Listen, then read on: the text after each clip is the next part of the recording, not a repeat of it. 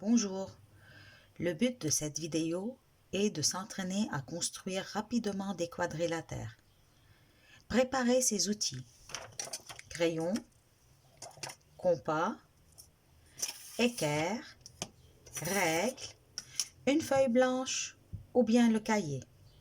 Écoutez les consignes, puis effectuez les mêmes étapes que dans la vidéo pour faire les constructions. Un quadrilatère est une figure géométrique plane, fermée, délimitée par 4 segments appelés côtés. Voilà, je trace un quadrilatère quelconque. Je l'appelle A, B, C, D, c'est son nom. Il possède 4 sommets. Le point A, le point B, le point C, le point D, ce sont les sommets du quadrilatère, alors que les segments AB, BC, CD et DA sont ses côtés. Il existe des quadrilatères particuliers. On dit qu'ils sont particuliers car ils ont des propriétés remarquables. Je commence tout d'abord par le carré. On va se rappeler ensemble les caractéristiques du carré. Le carré, il a 4 côtés égaux, 4 côtés de même mesure et 4 angles droits. Je vais construire moi-même un carré. Je vais le nommer EFGH. EFGH sera son nom. Et il a pour dimension 4 cm. Voilà, je commence à faire le premier côté qui mesure 4. Je pose mon équerre sur ce côté, sur ce premier côté. Je fais un angle droit parce que le carré a 4 angles droits. OK? Et le deuxième côté doit mesurer aussi 4 cm.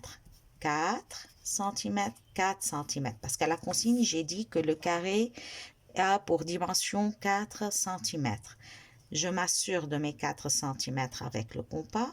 Voilà, les 4 cm. Et les 4 cm, j'ai un petit bout en plus.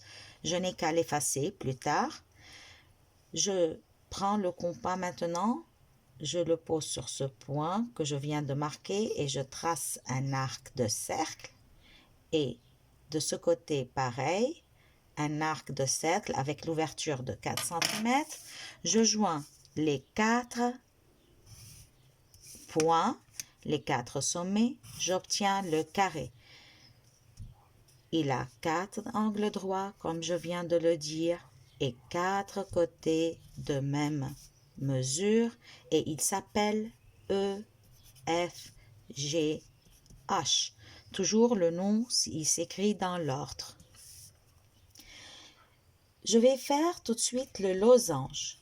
Le losange, il a, lui, 4 côtés de même mesure, mais pas d'angle droit. 4 côtés de même mesure, mais pas d'angle droit. Alors, pour le faire, on va suivre la même stratégie de travail.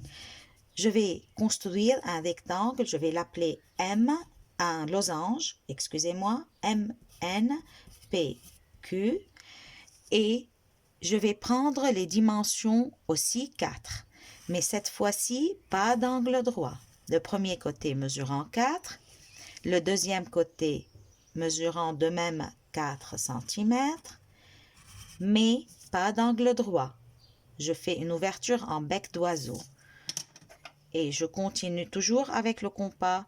Je m'assure que j'ai une ouverture de 4 cm et de 4 cm. Et je continue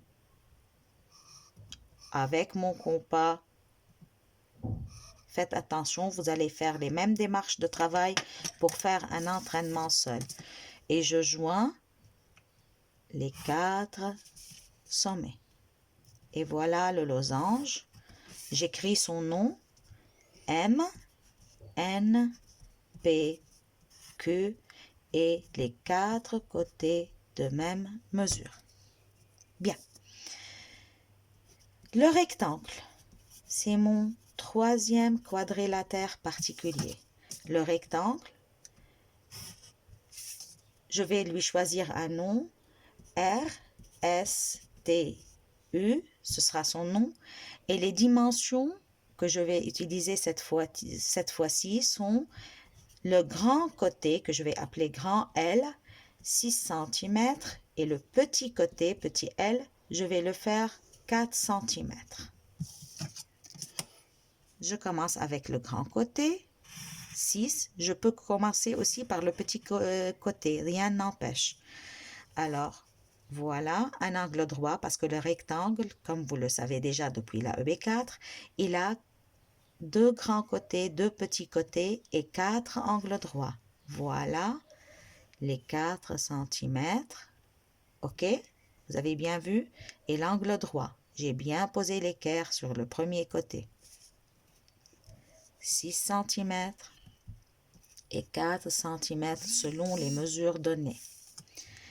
Pour continuer le travail, je peux faire soit avec le compas, soit avec l'équerre.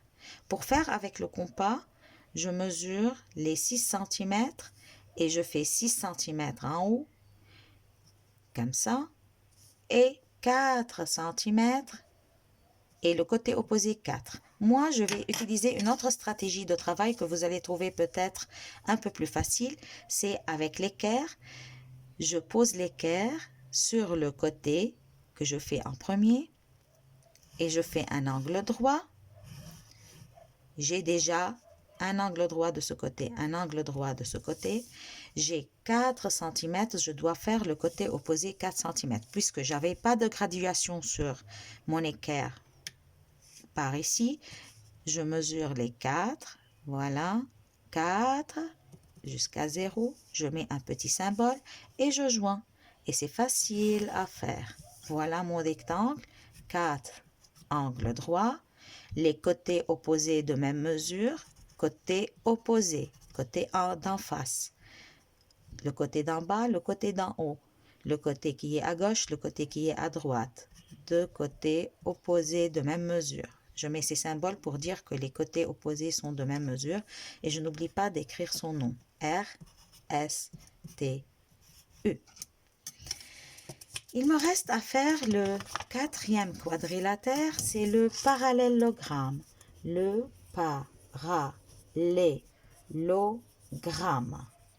Le parallélogramme, lui, c'est un cousin du rectangle. Il ressemble beaucoup au rectangle. Il a les côtés opposés de même mesure, mais pas d'angle droit.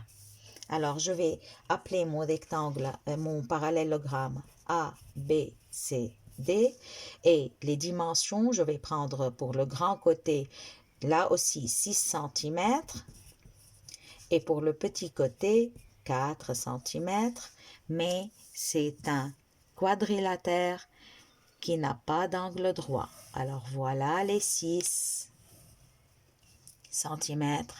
Et voilà les 4 cm, toujours à partir de 0. 4 cm, pas d'angle droit. Avec le compas, je mesure le grand côté, 6, je fais une ouverture de compas de 6 cm, et je vais partir pour faire le côté opposé. Le côté d'en bas, le côté d'en haut, il lui est opposé. Voilà un symbole pour dire que c'est quelque part ici. Le côté qui est à gauche et qui mesure 4, je fais un ajustement de l'ouverture du compas et je vais vers le côté opposé. À gauche, à droite, côté opposé, et voilà. J'ai eu le quatrième sommet du parallélogramme. Je continue maintenant en joignant les 4 sommets. Et c'est mon parallélogramme qui s'appelle A, B, C, D, toujours dans l'ordre. Les côtés opposés de même mesure, je mets un symbole pour dire que les côtés opposés sont de même mesure. Et voilà le parallélogramme. À vous maintenant de revoir tout calmement la vidéo et de reprendre les étapes de construction. Vous allez bien vous entraîner et puis vous allez travailler sur votre livre.